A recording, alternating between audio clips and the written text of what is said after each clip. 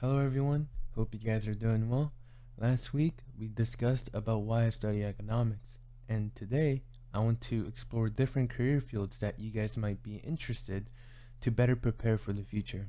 With that stated, let's get started in today's presentation. Choosing a career path.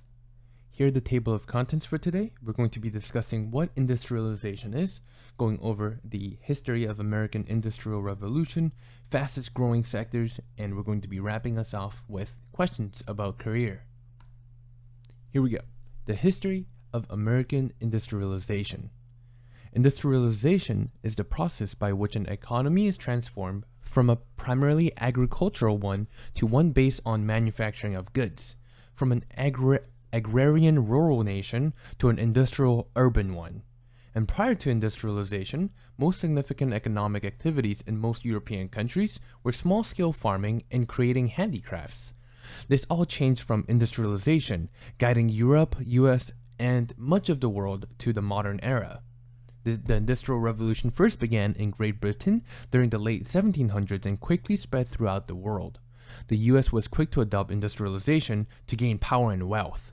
In the early 1780s, the birth of modern manufacturing emerged when American inventor Oliver Evans created the first automated flour mill. And we could look at the picture on the right, that is the automated flour mill. This machine reduced manpower by 25% while increasing output, and this marked the era of automation. And Eli Whitney soon followed in 1794, creating the cotton gin, which we could see on the bottom middle. And this invention, cotton gin, spurred a whole textile revolution in the US as well as in Europe. This machine separated cotton fiber and seeds automatically, and this was just the beginning.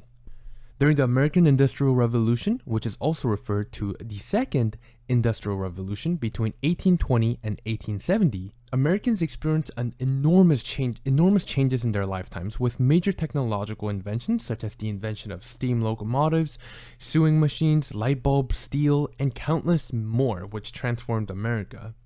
And alongside with inventions, mechanisms such as Ford's assembly line, as well as the Bessemer process, sped up the time it took to create finished products while adding value in the process.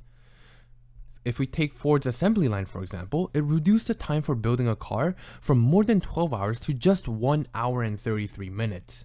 The 19th century Industrial Revolution led to mechanization in the manufacturing progress. And in addition, this revolution also changed how things were made. So for example, coal, water, and steam were used to power machines, tools, and factories, which turned raw materials into finished goods at rapid pace.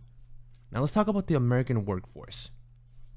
In 1880, for the first time, a majority of workforce were working in non-farming jobs. And by 1890, 2/3 of Americans were working for wages rather than farming or owning their own business. And by 1913, US produced 1/3 of America's total output, industrial output. And by 1979, this marked the pinnacle of US manufacturing, where 1 out of 5 American workers were working in manufacturing jobs. And this obviously declined in 2017. This percentage has fallen drastically to less than 10%, but despite the decrease in people working in manufacturing, automation and technology has increased outputs. Now I want to share this graph. If we take a look here, this is from Bureau of Labor Statistics, and this is employment by industry, comparing the year from 1910 to 2015. So if we go over here, 32.4% of the total employment was accounted for in the manufacturing sector. And in 2015, less than 10%, 8.7% of employment was accounted for in manufacturing. So look at the huge decline. And if we see in 2015, the biggest sector is other professional services. So now we're currently living in a service sector. And another big thing, it seems to be retail trade, wholesale and retail trade, accounting for 23% of the total employment, whereas in 1910, barely 13.3% was accounted for. Now let's go back to the slides. First, robots appeared on the America assembly lines in the 1980s, but these were far away from artificial intelligence and automation that is currently overtaking modern manufacturing. Digital revolution started during the 1980s, and it refers to the advancements of technology from analog and mechanical devices to digital technology. This revolution also marks the beginning of the information era that we currently live in. And to show how much manufacturing has changed, we have to talk about automation. In Tesla's biggest factory, which covers 5.3 million square feet of manufacturing and office space, it employs 10,000 employees and has the potential to produce up to 600,000 cars per year. And this is largely due to the production robots. Tesla has more than 700 production robots, which are used from the beginning of production, starting at raw materials to the final assembly of the car. These robots can carry up to 60 kilograms payloads while working 19-hour shifts before needing a recharge. They are also very precise than any human counterparts, and with the assistance of human employees, Tesla's Fremont factory produces around 8,550 vehicles, which is around 85 cars per minute. Think about it. Every minute, 85 cars are being produced. Isn't that pretty mind-blowing? And I believe Tesla has 3 gigafactories. So one in Fremont, California, one in China, and I believe the other one is currently still being built in Germany. I highly recommend checking out the Tesla production robots because they're very nimble and also very precise in carrying out their tasks. It's really incredible what Elon, as well as other wonderful humans, have created. Now, let's discuss the fastest growing sectors. We're going to be discussing occupations from 4 sectors: information technology, healthcare, personal care and services occupations, as well as business and finance. And there are many more growing sectors, but I just cherry-picked the 4 fastest ones according to Bureau of Labor Statistics. Information technology is the use of computer or other physical devices to retrieve, store, and send information. Employment in IT occupations is projected to grow 13% from 2020 to 2030, which is faster than the average 7.7% for all occupations. Now, the first job we have in this category is computer and information research scientists. These scientists design innovative uses of new and existing computing technology. And the entry-level education required is a master's degree, and the median pay in 2020 was a whopping $126,830. Next, we have software developers. Software developers create applications or programs, and the entry-level education required is a bachelor's degree, which is usually a 4-year in a college or university. And the median pay here in 2020 was $110,140. All of the median pay is going to be based on 2020 dollars. As we're living through a digital revolution, it's evident that people structuring technology will have more compensation. Now let's look at healthcare. The healthcare industry describes the sum of sectors providing curative, preventive, rehabilitative, and palliative care. Healthcare occupation is projected to grow 16% from 2020 to 2030, adding about 2.6 million new jobs. And this projected growth is mainly due to the aging population. The 76 million baby boomers who are entering into retirement will lead to a greater demand for healthcare services that the younger population needs to fulfill. And first job we have is physicians and surgeons. Physicians and surgeons diagnose and treat injuries, diagnose illnesses, and address health maintenance. The entry-level education is a doctoral or professional degree, meaning that you're looking at around 8 years of studying and willing to put down the average cost of $100,000 on your doctorate degree. Physicians and surgeons hold a high rank in society for their trust they develop with people, as well as their high income. The median income for physicians and surgeons in 2020 is the highest out of all the jobs we're going to be looking at today, which is $208,000 or greater. That's pretty absurd. And the second job is physician's assistant. Now, physician's assistant practice medicine with physicians, surgeons, and other healthcare workers. You don't need a doctoral degree for this job, but the entry education level is a master's degree, which is around 6 years of university. The median pay for physician's assistants was $115,390. On to the next sector, personal care and service occupations. Since the mid-1980s, the service sector has created almost all the increases in employment. Altogether, the service industry employs about 85% of workers in the United States.